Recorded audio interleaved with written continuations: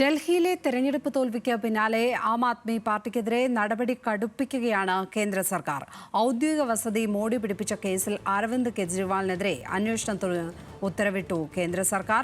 ED അന്വേഷിക്കുന്ന കേസിൽ മുൻമന്ത്രി സത്യേന്ദ്ര ജെയിനെ പ്രോസിക്യൂട്ട് ചെയ്യാൻ കേന്ദ്ര ആഭ്യന്തര മന്ത്രാലയം രാഷ്ട്രപതിയുടെ അനുമതി തേടി. വിവരങ്ങളുമായി ഡൽഹിയിൽ നിന്നും ശരത് ലാൽ ചേരുന്നു.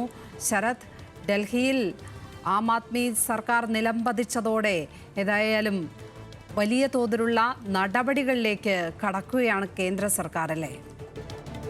അതെ ലക്ഷ്മി, കാരണം ഡൽഹിയിൽ BJP സർക്കാർ അധികാരത്തിൽ വന്നിട്ടില്ല, അധികാരം ഏറ്റെടുക്കുന്ന മുമ്പേ തന്നെ കേന്ദ്ര ആഭ്യന്തര മന്ത്രാലയം നടപടികൾ കടുപ്പിക്കുകയാണ്. ഇതിൽ രണ്ട് നടപടികളാണ് ഇന്നുണ്ടായിരിക്കുന്നത്. ഒന്ന്, പ്രധാനമായും ചില്ല് കൊട്ടാരം അത് സംബന്ധിച്ച വകമാറ്റി ചെലവഴിച്ച് അതിലുള്ള അഴിമതി, മറ്റു വകുപ്പുകളിൽ നിന്നുള്ള പണം മൂടി പിടിപ്പിക്കാൻ ഉപയോഗിച്ചു. ഈ ഒരു കേസാണ് ഇപ്പോൾ കെജ്രിവാളിനെതിരെ ചാർജ് ചെയ്തിരിക്കുന്നത്. ഇത് സംബന്ധിച്ച CAG റിപ്പോർട്ടുണ്ട്. CAG റിപ്പോർട്ട് ഇതുവരെ സഭയിൽ വെച്ചിട്ടില്ല.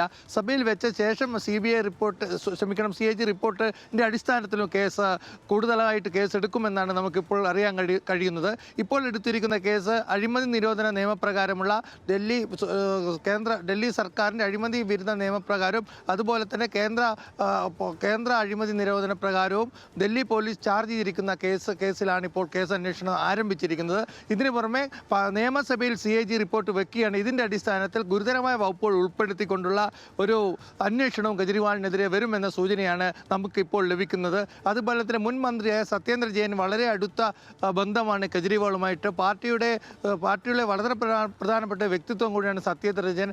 ആം ആദ്മി പാർട്ടിക്കുള്ള തിരിച്ചടി നൽകുന്നതോടൊപ്പം തന്നെ സത്യേന്ദ്ര ജെയിനുള്ള നടപടികളും കടുപ്പിക്കുകയാണ്. ഇപ്പോൾ സുപ്രീം കോടതിയുടെയും ഡൽഹി ഹൈക്കോടതിയുടെയും ജാമ്യം ലഭിച്ചിരിക്കുന്ന ജെയിനെതിരെ മറ്റൊരു വകുപ്പിൽ കൂടി, ED അന്വേഷണ വകുപ്പിൽ കൂടി അന്വേഷണം നടത്താനും പ്രോസിക്യൂഷൻ നടത്താനും വേണ്ടിയുള്ള അനുമതിയാണ് ഇപ്പോൾ രാഷ്ട്രപതിയോട് കേന്ദ്ര ആഭ്യന്തര മന്ത്രാലയം തേടിയിരിക്കുന്നത്.